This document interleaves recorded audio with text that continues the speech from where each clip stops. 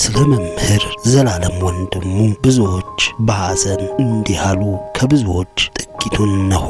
ዘላለም ወንድሙ የልጅነታችን መምህር ነው። ገና ልጆች ሆነን ከትምህርት መልስ የለበሰውን ቀሚስ ሳይቀይር እስከሚሄድበት መኪና የምንከተለው አውደ ምሕረትን ያስከበረ የወንጌል አርበኛ ነበረ።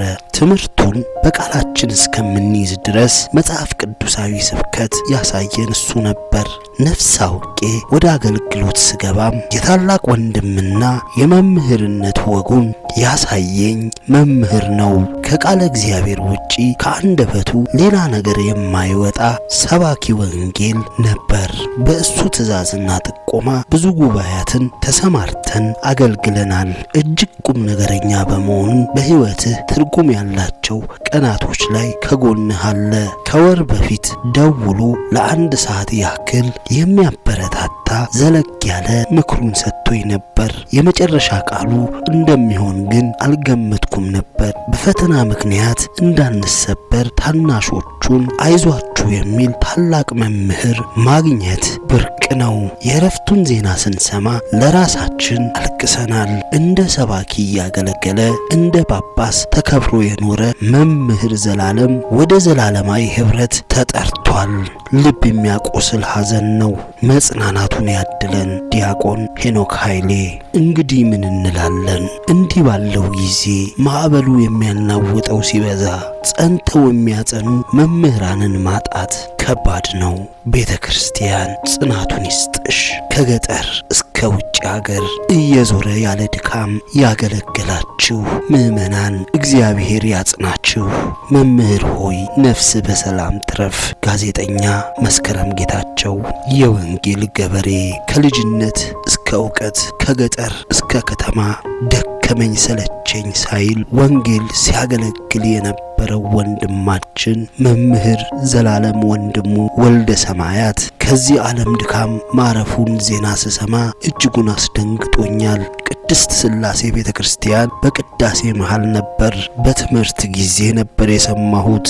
የዛሬ ወር ገደማ የሥላሴ ዕለት በአውደ ምሕረት ሲያስተምር ነበር። የዕለቱን ትምህርት የሚያስተምሩን ተብሎ ስሙ በደስታ በተጠራበት ቤተ መቅደስ ዛሬ መርዶ ተሰማ።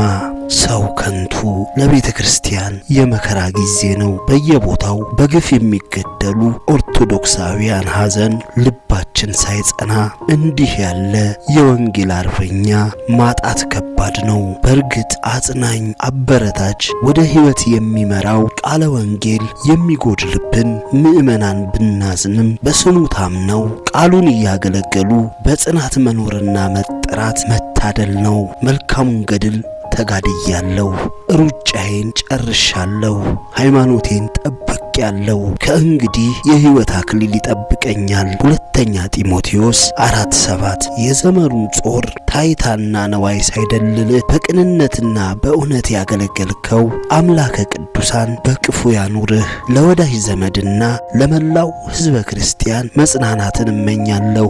አርቲስት መሰረት መብራቴ። ሰው በጠፋበት ዘመን መምህር ዘላለም እንዴት ይጠፋል? እግዚአብሔር ያጽና መባል ያለብኝ እኔ ነኝ። የምወደው ልጄን አጥቻለሁ። ብፁዕ አቡነ ቆስጦንስ። ዘላለም በሕይወቱ በሞቱ ያስተማረ ሰው ነው። በመጨረሻ የሚያስደስተኝ ነገር ቢኖር ድምፅ ማጉያ በጨበጡ ዘፋኞች፣ በፖለቲከኞች በታጠረችው የመቃብር ስፍራችን ዛሬ መጽሐፍ ቅዱስና ወንጌል የጨበጠ ሐውልት ይቆምባታል ብዬ አስባለሁ። ልጆቻችን ሲያዩት ይህ ማን ነው ብለው ሲጠይቁ በሕይወቱ በቃሉም ወንጌል ያስተማረ ሰው ነው ብለን የምንመሰክርበት ሐውልት ይቆማል።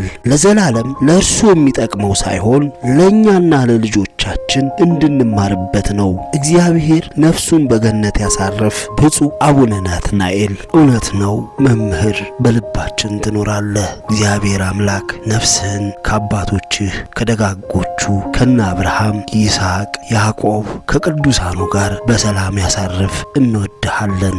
ኬብሮን መንፈሳዊ ሚዲያ